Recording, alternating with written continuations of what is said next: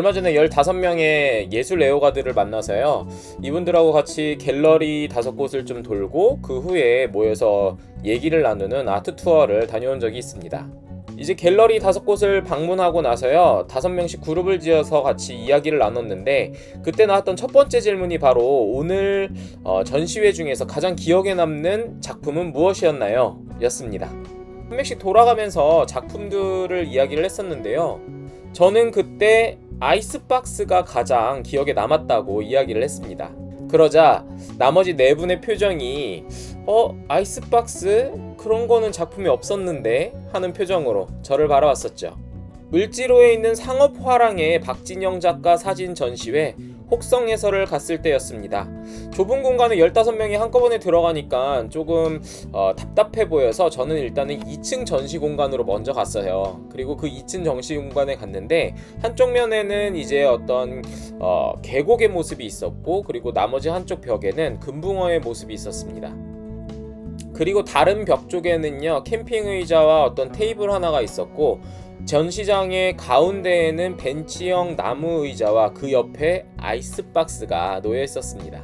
전시 제목이 혹성에서인데 아이스박스가 여기에 왜 있을까? 좀 고민이 됐죠. 전시회에 있는 예술품이기 때문에 손을 대면 안 되지만 저는 너무 궁금한 마음에 그 아이스박스를 살짝 열어봤습니다. 그런데 거기에 트랩이 탄산수 3병이 들어있더군요. 혹성에서인데 탄산수, 그리고 하필이면 한국 브랜드인 트레비가 왜 들어있을까? 이거의 연관성은 무엇일까 좀 고민을 하면서 1층으로 내려왔는데요. 그때 1층에서 갤러리의 스태프분께서 오늘 이 혹성에서의 전시에 대해서 이야기해주고 있었습니다.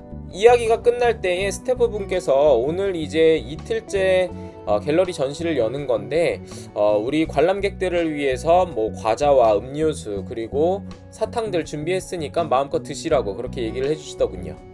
2층에 있는 아이스박스가 너무 궁금해서 저는 그 스태프분에게 물어봤습니다. 저기 혹시 그 2층에 있는 아이스박스는, 그러자 그 스태프가 그렇게 얘기했습니다. 거기 있는 음료수도 마셔도 돼요. 네? 그래서 내려와서 이렇게 확인해 보니까 그 준비하셨다던 음료수가 바로 트레비 탄산수였습니다. 위에 있는 아이스박스는요, 사실 오브제나 뭐 예술품이 아니었던 거예요. 그냥 관람객들을 위해서 비치해둔 음료수를 담아놓은 아이스박스였습니다. 그런데 왜 저는 그 아이스박스를 보고 예술품이라는 생각을 했을까요? 그 이유는 바로 전시장 안에 있었기 때문이었겠죠. 만약에 제가 밖에서 아이스박스를 봤더라면은 이것은 음료를 차갑게 하기 위해서 이곳에다 갖다 놨겠구나 라고 생각을 했겠죠.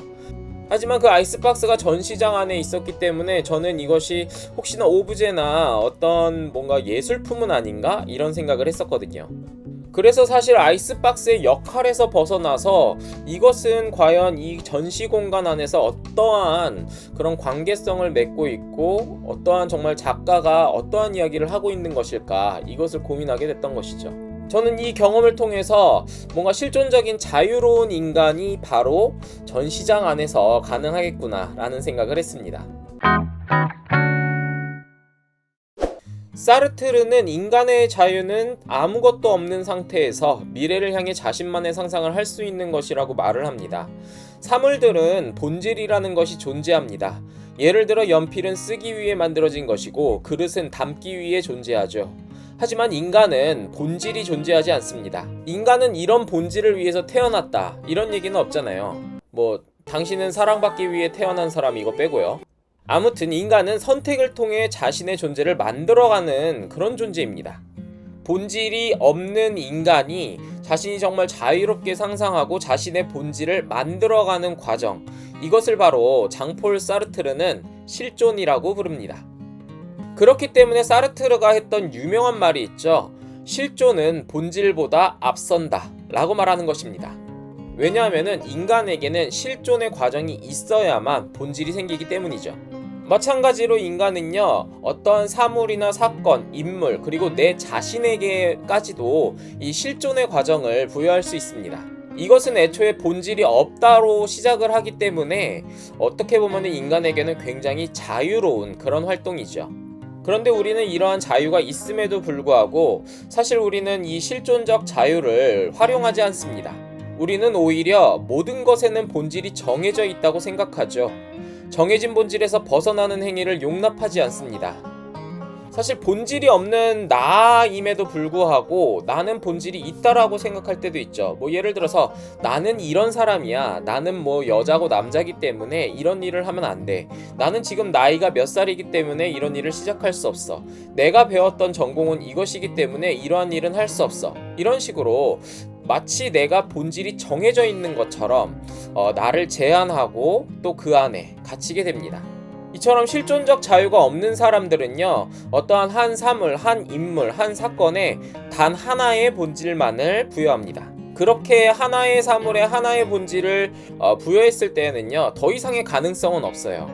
예를 들어서 아이스박스가 음료나 아니면 음식 이런 것들을 차갑게 보관하는 그런 역할, 이 본질 하나만 가지고 있다고 한다면은 더 이상 우리는 아이스박스의 다른 기능은 더 이상 생각해 볼 수가 없습니다. 아이스박스는 가능성을 잃어버리는 것이죠. 하지만 실존적 자유가 있는 사람들은요, 아이스박스를 보고서는 수많은 가능성을 이야기할 것입니다.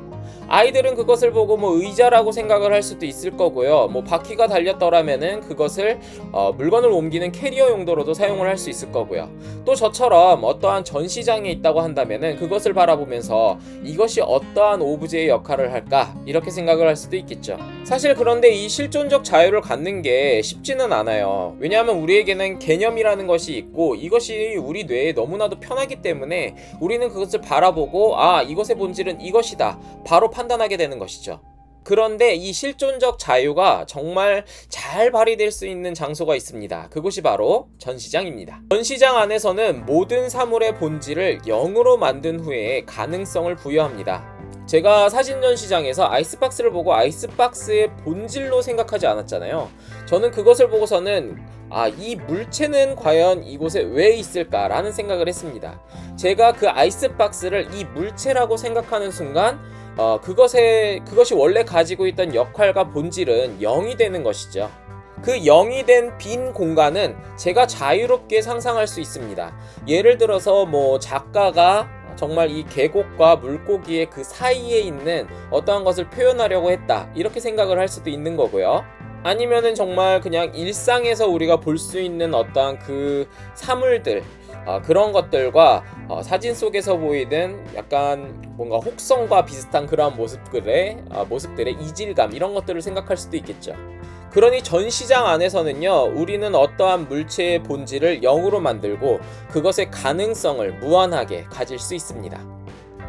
만약 다른 사물이나 사건, 그리고 인물, 그리고 내 자신조차 어떠한 전시장 안에 있는 오브제나 예술품이라고 생각한다면 어떨까요? 그렇게 된다면 먼저 우리는 사회나 다른 사람들, 나 자신 스스로가 만든 본질에서 완전히 벗어나 0의 상태를 먼저 만들 것입니다. 그렇게 우리의 본질이 0이 되었다면 우리는 다음과 같은 질문에 더 이상 휘둘리지 않겠죠. 그건 여자들, 남자들이 하는 일이 아니야. 지금 시작하기에 너무 나이가 많은 것 같아. 나는 전공자가 아니기에 그 일을 할 수 없어. 특별한 커리어가 없는데 내가 그 일을 어떻게 해? 우리는 그러한 질문에서 벗어나 이제 새로운 가능성을 부여하게 될 것입니다. 마치 제가 아이스박스를 보고서는 그 아이스박스가 가지고 있었던 본질에서 벗어나 무한한 가능성을 바라봤던 것처럼 말이죠. 여러분은 어떠신가요? 여러분은 스스로를 어떻게 생각하고 계신가요? 혹시나 여러분들은 스스로를 하나의 본질로 생각하고 있지는 않나요? 그렇다면 여러분 자체를 전시장 안에 있는 오브제나 예술품이라고 한번 생각을 해보시죠. 그렇게 된다면 여러분의 본질을 0으로 만들고 가능성을 충만하게 만들 수 있는 실존적 자유를 가질 수 있을 것입니다. 정리를 좀 해볼게요. 사르트르는요, 인간은요, 어떠한 역할이나 본질이 정해져 있지 않다고 봤어요. 오히려 인간은 그러한 역할이나 존재, 이런 것들을 스스로 자유롭게 만들어갈 수 있는 그런 실존적 자유를 가지고 있다고 이야기를 했었죠. 이 실존적 자유가요, 정말 잘 발휘될 수 있는 장소가 있습니다. 그곳은 바로 전시장입니다. 우리는 전시장 안에 있는 사물이나 어떤 예술품들을 보고선요, 그것의 본질에 집착하지 않습니다.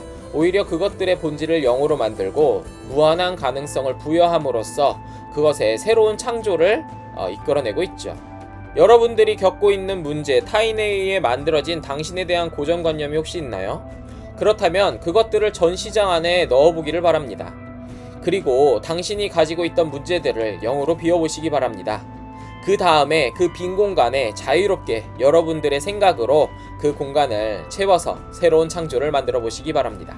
공중화장실 변기가 샘이 되고 자전거 핸들과 안장이 황소가 된 것처럼 당신이 가진 문제들은 새로운 가능성을 품고 예술적 창조가 될 것입니다.